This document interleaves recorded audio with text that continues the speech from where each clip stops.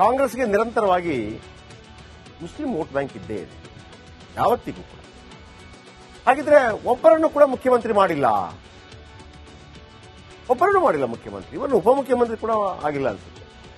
ಒಂದು ವೇಳೆ ಅಂತದ್ದು ಸಂದರ್ಭ ಬಂದ್ರೆ, ಈಗ ಈ ಚರ್ಚೆ ವಿಚಾರಕ್ಕೆ ಯಾರಾಗಬಹುದು ಮುಸ್ಲಿಂ ಮುಖ್ಯಮಂತ್ರಿ, ಯಾರಿದ್ದಾರೆ ಅಂತ ನಾಯಕರು? ಯುಟಿ ಖಾದರ್ ಇದ್ದಾರೆ. ಯುಟಿ ಖಾದರ್ ಸದ್ಯಕ್ಕೆ ವಿಧಾನಸಭೆ ಸ್ಪೀಕರ್ ಆಗಿದ್ದಾರೆ. 2007ರಿಂದ ನಿರಂತರವಾಗಿ ಗೆದ್ದು ಬರ್ತಾ ಇದ್ದಾರೆ ಉಳ್ಳಾಲದಿಂದ. 2007ರಲ್ಲಿ ಯುಟಿ ಖಾದರ್ ಅವರ ತಂದೆ ಯುಟಿ ಫರೀದ್ ನಿಧನ ಹೊಂದ್ತಾರೆ. ಯುಟಿ ಫರೀದ್ ಕೂಡ ಬಹಳ ಒಳ್ಳೆ ಹೆಸರು ಮಾಡಿದವರು. ಉಪಚುನಾವಣೆಯಲ್ಲಿ ಗೆದ್ದು ಯುಟಿ ಖಾದರ್ ಎಂಎಲ್ಎ ಆಗ್ತಾರೆ. ನಂತರ 2013, 2018, 2023ರಲ್ಲಿ ನಿರಂತರವಾಗಿ ಗೆಲ್ತಾರೆ. ಖಾದರ್ ಮುಸ್ಲಿಂ ಸಿಎಂ ಸ್ಥಾನಕ್ಕೆ ಫ್ರಂಟ್ ರನ್ನರ್, ಎರಡು ಮಾತಿಲ್ಲ. ಎಲ್ಲರನ್ನ ಸಂಭಾಳಿಸಿಕೊಂಡು ಹೋಗುವಂತ ಶಕ್ತಿ ಇದೆ. ಆದರೆ ಕಾಂಗ್ರೆಸ್ ಮಾಡತ್ತಾ, ಅದು ಪ್ರಶ್ನೆ. ಎರಡನೇ ನಾಯಕ ಯಾರು? ಜಮೀರ್ ಅಹ್ಮದ್ ಖಾನ್ ಮುಖ್ಯಮಂತ್ರಿ ಆಗೋದಕ್ಕೆ ಇರುವಂತವರು ಮುಸ್ಲಿಮರಿಂದ. ರಾಜ್ಯ ಮಾತ್ರವಲ್ಲ, ಬೇರೆ ರಾಜ್ಯದಲ್ಲೂ ಬಹಳ ಫೇಮಸ್. ಈಗ ಕಾಂಗ್ರೆಸ್ಗೆ ದೊಡ್ಡ ರಾಷ್ಟ್ರೀಯ ಮಟ್ಟದ ನಾಯಕ ಅಂತಂದ್ರೆ ಜಮೀರ್ ಅಹ್ಮದ್ ಖಾನ್. ಗುಲಾಂ ನಬಿ ಆಜಾದ್ ಹೋದಂದ್ರೆ ಯಾರು ಇಲ್ಲ ಅಲ್ಲಿ. ಆಮೇಲೆ ಈ ಮನುಷ್ಯ ಹೋದಲ್ಲೆಲ್ಲ ಭಯಂಕರ ವೋಟ್ ಶೇರ್ ತಗೊಂಡ್ಬರ್ತಾರೆ. ಈ ಟೀಕೆ ಟಿಪ್ಪಣಿ ಎಲ್ಲರೂ ಇದು. ಇಲ್ಲಾಂದ್ರೆ ಸಿದ್ದರಾಮಯ್ಯನವರು ತನ್ನ ಹಿಂದೆನೆ ಜಮೀರ್ ಅಹ್ಮದ್ ಖಾನ್ ಅವರನ್ನ ಜೊತೆಗಿಟ್ಕೊಂಡಿರೋದೇನು ಸುಮ್ಮನೆ ಅನ್ಕೊಂಡ್ರ? ನಿಮ್ಮ ಟೀಕೆ ಟಿಪ್ಪಣಿ ಏನೇ ಇರಲಿ, 43 ಕ್ಷೇತ್ರಗಳಲ್ಲಿ ಈ ಮನುಷ್ಯನ ಮಾತನಾಡಿಯುತ್ತೆ ಮುಸ್ಲಿಂ ಓಟ್. 43 ಕ್ಷೇತ್ರಗಳಲ್ಲಿ ವೀಕ್ಷಕರೇ, 43 ಚನ್ನಪಟ್ಟಣ. ನೀವು ಕಿರಿಕಿರಿ ಆಯ್ತಲ್ಲ, ಅಲ್ಲಿ ಗೆದ್ದಿದ್ಯಾರು ಕೊನೆಗೂ? ಅಲ್ಲಿ ಹಂಗೆ ಹೇಳಿದ್ರು, ಹಿಂಗೆ ಹೇಳಿದ್ರು, ಟೀಕೆ ಟಿಪ್ಪಣಿ ಎಲ್ಲ ಓಕೆ ಫೈನ್. ಮುಸ್ಲಿಂ ಓಟ್ ಬೀಳಿಸಿದ್ರಲ್ಲ, ಎಂತ ಯಾರೆಲ್ಲ ಇದ್ದಾಗ 43 ಕ್ಷೇತ್ರಗಳಲ್ಲಿ ಈ ಮನುಷ್ಯ ನಿರ್ಣಾಯಕ. ಆಮೇಲೆ ಬೇರೆ ರಾಜ್ಯಗಳಲ್ಲೂ ಜಮೀರ್ ಅವರನ್ನ ಪ್ರಚಾರಕ್ಕೆ ಕರೀತಾರೆ. ಹೈದರಾಬಾದ್ನಲ್ಲಿ ಪ್ರಚಾರ ಮಾಡಿ ಬರ್ತಾರೆ, ಹೋದ ಕಡೆ ಗೆಲ್ತಾರೆ. ತೆಲಂಗಾಣ ಹೋಗಿದ್ರು, ರಾಜಸ್ಥಾನದಲ್ಲಿ ಅಲ್ಲಿ ಒಂದು ದೊಡ್ಡ ಪರ್ಸೆಂಟೇಜ್ ಇದೆ, ಆ ಪರ್ಸೆಂಟೇಜ್ ಹೇಳ್ಕೊಂಡ್ಬಂದ್ರು. ಮುಸ್ಲಿಂ ಮತ ಸೆಳೆಯೋದ್ರಲ್ಲಿ ಮಾತ್ರ ಜಮೀರ್ ಅಹ್ಮದ್ ಖಾನ್ ಕೇವಲ ಕರ್ನಾಟಕದಲ್ಲಿ ಮಾತ್ರವಲ್ಲ, ಕಾಂಗ್ರೆಸ್ ಪಾಲಿಗೆ ಇಂಡಿಯಾದಲ್ಲೇ ಪಂಟರ್. ಯಾಕೆ ಮುಖ್ಯಮಂತ್ರಿ ಆಗಬಾರದು ಅಂತೇಳಿ ಬಂದರೆ, ಜಮೀರ್ ಬರೋಬ್ಬರಿ 5 ಬಾರಿಯ ಶಾಸಕ.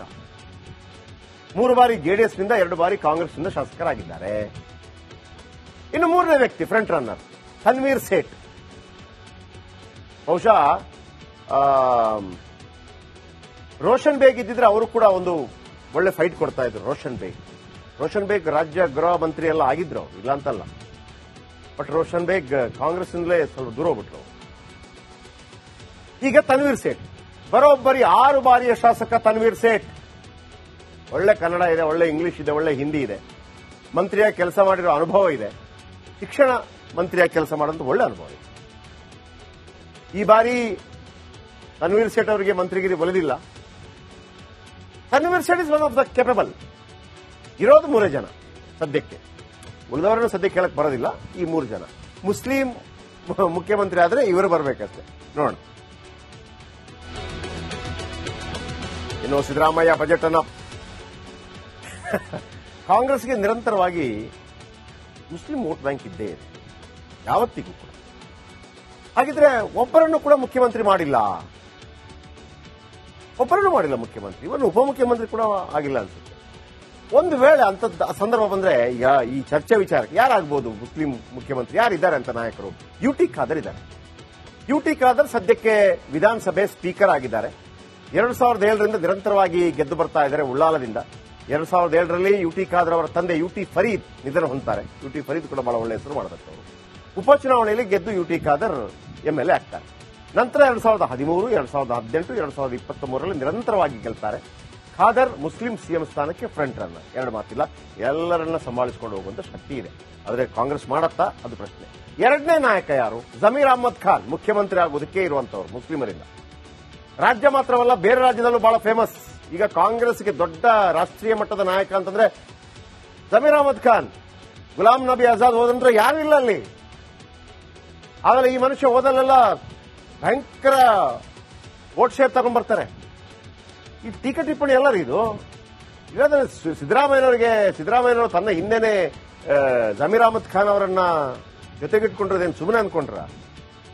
ನಿಮ್ಮ ಟೀಕೆ ಟಿಪ್ಪಣಿ ಏನೇ ಇರಲಿ, 43 ಕ್ಷೇತ್ರಗಳಲ್ಲಿ ಈ ಮನುಷ್ಯನ ಮಾತನಾಡಿಯುತ್ತೆ ಮುಸ್ಲಿಂ ಓಟ್.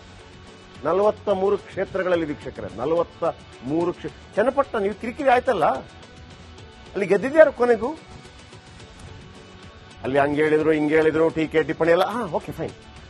ಮುಸ್ಲಿಂ ಓಟ್ ಬೀಳಿಸಿದ್ರಲ್ಲ, ಎಂತ ಯಾರೆಲ್ಲ ಇದ್ದಾಗ 43 ಕ್ಷೇತ್ರಗಳಲ್ಲಿ ಈ ಮನುಷ್ಯ ನಿರ್ಣಾಯಕ.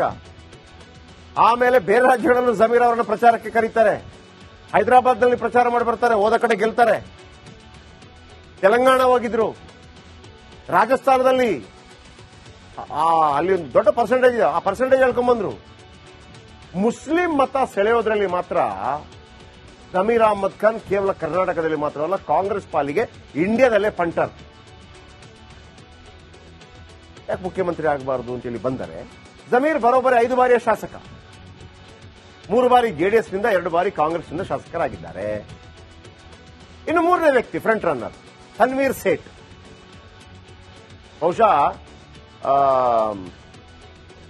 ರೋಷನ್ ಬೇಗ್ ಇದ್ದಿದ್ರೆ ಅವರು ಕೂಡ ಒಂದು ಒಳ್ಳೆ ಫೈಟ್ ಕೊಡ್ತಾ ಇದ್ರು. ರೋಷನ್ ಬೇಗ್ ರಾಜ್ಯ ಗೃಹ ಮಂತ್ರಿ ಎಲ್ಲ ಆಗಿದ್ರು, ಇಲ್ಲ ಅಂತಲ್ಲ. ಬಟ್ ರೋಷನ್ ಬೇಗ್ ಕಾಂಗ್ರೆಸ್ನಿಂದಲೇ ಸ್ವಲ್ಪ ದೂರ ಹೋಗ್ಬಿಟ್ರು. ಈಗ ತನ್ವೀರ್ ಸೇಠ್ ಬರೋಬ್ಬರಿ 6 ಬಾರಿಯ ಶಾಸಕ ತನ್ವೀರ್ ಸೇಠ್. ಒಳ್ಳೆ ಕನ್ನಡ ಇದೆ, ಒಳ್ಳೆ ಇಂಗ್ಲಿಷ್ ಇದೆ, ಒಳ್ಳೆ ಹಿಂದಿ ಇದೆ, ಮಂತ್ರಿಯಾಗಿ ಕೆಲಸ ಮಾಡಿರೋ ಅನುಭವ ಇದೆ, ಶಿಕ್ಷಣ ಮಂತ್ರಿಯಾಗಿ ಕೆಲಸ ಮಾಡೋದು ಒಳ್ಳೆ ಅನುಭವ ಇದೆ. ಈ ಬಾರಿ ತನ್ವೀರ್ ಸೇಠ್ ಅವರಿಗೆ ಮಂತ್ರಿಗಿರಿ ಒಲಿದಿಲ್ಲ. Tanveer Sait is one of the capable. ಇರೋದು 3 ಜನ ಸದ್ಯಕ್ಕೆ, ಉಳಿದವರನ್ನು ಸದ್ಯಕ್ಕೆ ಹೇಳಕ್ ಬರೋದಿಲ್ಲ. ಈ 3 ಜನ ಮುಸ್ಲಿಂ ಮುಖ್ಯಮಂತ್ರಿ ಆದ್ರೆ ಇವರು ಬರಬೇಕಷ್ಟೆ, ನೋಡೋಣ. ಇನ್ನು ಸಿದ್ದರಾಮಯ್ಯ ಬಜೆಟ್ ಅನ್ನ ಕಾಂಗ್ರೆಸ್ಗೆ ನಿರಂತರವಾಗಿ ಮುಸ್ಲಿಂ ವೋಟ್ ಬ್ಯಾಂಕ್ ಇದ್ದೇ ಇದೆ, ಯಾವತ್ತಿಗೂ ಕೂಡ. ಹಾಗಿದ್ರೆ ಒಬ್ಬರನ್ನು ಕೂಡ ಮುಖ್ಯಮಂತ್ರಿ ಮಾಡಿಲ್ಲ, ಮುಖ್ಯಮಂತ್ರಿ. ಇವನು ಉಪಮುಖ್ಯಮಂತ್ರಿ ಕೂಡ ಆಗಿಲ್ಲ ಅನ್ಸುತ್ತೆ. ಒಂದು ವೇಳೆ ಅಂತದ್ದು ಸಂದರ್ಭ ಬಂದ್ರೆ, ಈಗ ಈ ಚರ್ಚೆ ವಿಚಾರಕ್ಕೆ ಯಾರಾಗಬಹುದು ಮುಸ್ಲಿಂ ಮುಖ್ಯಮಂತ್ರಿ, ಯಾರಿದ್ದಾರೆ ಅಂತ ನಾಯಕರು? ಯುಟಿ ಖಾದರ್ ಇದ್ದಾರೆ. ಯುಟಿ ಖಾದರ್ ಸದ್ಯಕ್ಕೆ ವಿಧಾನಸಭೆ ಸ್ಪೀಕರ್ ಆಗಿದ್ದಾರೆ. 2007ರಿಂದ ನಿರಂತರವಾಗಿ ಗೆದ್ದು ಬರ್ತಾ ಇದ್ದಾರೆ ಉಳ್ಳಾಲದಿಂದ. 2007ರಲ್ಲಿ ಯುಟಿ ಖಾದರ್ ಅವರ ತಂದೆ ಯುಟಿ ಫರೀದ್ ನಿಧನ ಹೊಂದ್ತಾರೆ. ಯುಟಿ ಫರೀದ್ ಕೂಡ ಬಹಳ ಒಳ್ಳೆ ಹೆಸರು ಮಾಡಬೇಕು ಅವರು. ಉಪಚುನಾವಣೆಯಲ್ಲಿ ಗೆದ್ದು ಯುಟಿ ಖಾದರ್ ಎಂಎಲ್ಎ ಆಗ್ತಾರೆ. ನಂತರ 2013, 2018, 2023ರಲ್ಲಿ ನಿರಂತರವಾಗಿ ಗೆಲ್ತಾರೆ. ಖಾದರ್ ಮುಸ್ಲಿಂ ಸಿಎಂ ಸ್ಥಾನಕ್ಕೆ ಫ್ರಂಟ್ ರನ್ನರ್, 2 ಮಾತಿಲ್ಲ. ಎಲ್ಲರನ್ನ ಸಂಭಾಳಿಸಿಕೊಂಡು ಹೋಗುವಂತ ಶಕ್ತಿ ಇದೆ. ಆದರೆ ಕಾಂಗ್ರೆಸ್ ಮಾಡತ್ತಾ, ಅದು ಪ್ರಶ್ನೆ. 2ನೇ ನಾಯಕ ಯಾರು? ಜಮೀರ್ ಅಹಮದ್ ಖಾನ್ ಮುಖ್ಯಮಂತ್ರಿ ಆಗೋದಕ್ಕೆ ಇರುವಂತವರು ಮುಸ್ಲಿಮರಿಂದ. ರಾಜ್ಯ ಮಾತ್ರವಲ್ಲ, ಬೇರೆ ರಾಜ್ಯದಲ್ಲೂ ಬಹಳ ಫೇಮಸ್.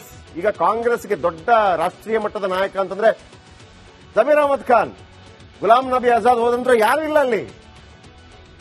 ಆದರೆ ಈ ಮನುಷ್ಯ ಹೋದಲ್ಲೆಲ್ಲ ಭಯಂಕರ ವೋಟ್ ಶೇರ್ ತಗೊಂಡ್ಬರ್ತಾರೆ. ಈ ಟೀಕೆ ಟಿಪ್ಪಣಿ ಎಲ್ಲರೂ ಇದು ಇರೋದ್ರೆ ಸಿದ್ದರಾಮಯ್ಯನವರು ತನ್ನ ಹಿಂದೆನೆ ಜಮೀರ್ ಅಹಮದ್ ಖಾನ್ ಅವರನ್ನ ಜೊತೆಗಿಟ್ಕೊಂಡಿರೋದೇನು ಸುಮ್ಮನೆ ಅನ್ಕೊಂಡ್ರ? ನಿಮ್ಮ ಟೀಕೆ ಟಿಪ್ಪಣಿ ಏನೇ